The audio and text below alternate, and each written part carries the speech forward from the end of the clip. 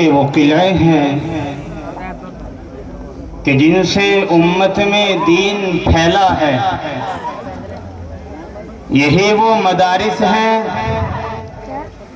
کہ جن کے قیام سے ہماری نسلوں میں دین کا شعور پیدا ہوا ہے۔ اس لیے ہر مدارس دین کا ایک اڈا ہے، ان کی حفاظت، دین کی حفاظت۔ مدارس ہے تو دین ہے، مدارس ہے تو ایمان ہے، مدارس ہے تو عقائد محفوظ ہے۔ تو آئیے میں اسی عنوان پر تقریر کرنے کے لیے مدعو کر رہا ہوں مولوی محمد انس سلمہ کو اس شعر کے ساتھ کہ اس بزم جنوں کے دیوانے ہر راہ سے پہنچے یزدہ تک، اس بزم جنوں کے دیوانے ہر راہ سے پہنچے یزدہ تک، ہے عام ہمارے افسانے دیوار چمن سے زندہ تک۔ 100 بار سوارا ہے ہم نے اس ملک کے گیسوئے برہم کو، یہ اہل جنوں بتلائیں گے کیا ہم نے دیا ہے عالم کو۔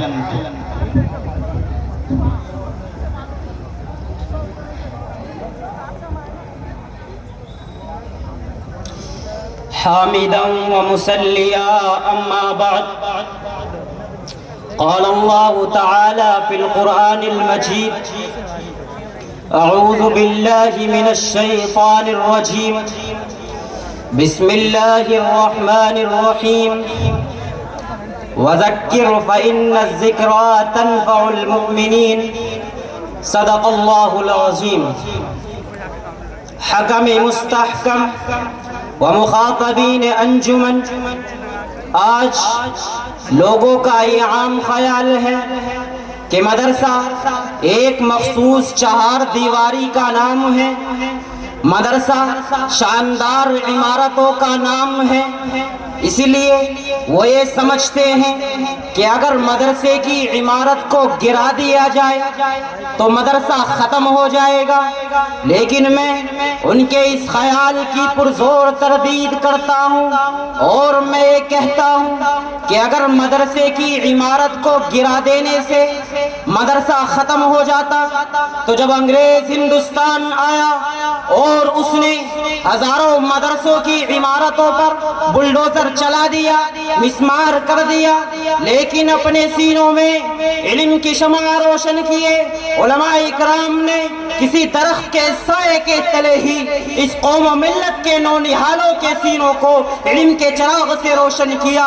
کیونکہ فلک بوس عمارتوں کا نام مدرسہ نہیں، شاندار عمارتوں کا نام مدرسہ نہیں۔ اگر ایسا ہوتا تو ہم اس گود کو اولین مکتب اور مدرسہ نہ کہتے، جہاں بچہ شعور کی آنکھیں کھولتا ہے اور زندگی کے ابتدائی آداب سیکھتا ہے۔ اگر صرف عمارت ہی کا نام مدرسہ ہوتا تو ہم اس سادے سے چبوترے کو مدرسہ نہ کہتے،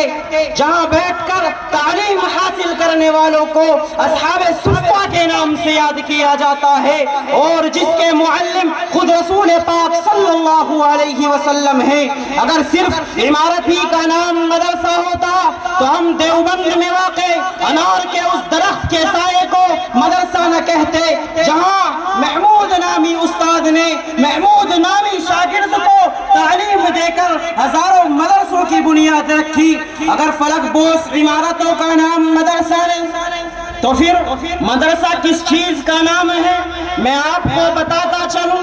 مدرسے کے معنی ہے سبق پڑھنے کی جگہ، علم حاصل کرنے کی جگہ، اخلاق و کردار سنوارنے کی جگہ، تہذیب و تمدن سیکھنے کی جگہ۔ اگر یہ تمام کے تمام مقاصد ماں کی گود میں حاصل ہو تو مدرسہ ہے، صحرا کے سناٹے میں حاصل ہو تو مدرسہ ہے، اور اگر یہ تمام کے تمام مقاصد کسی درخت کے سائے کے تلے حاصل ہو تو مدرسہ ہے، اور اگر یہ تمام کے تمام مقاصد شاندار عمارتوں کے اندر حاصل نہ ہو تو اسے مدرسہ نہیں کہا جا سکتا۔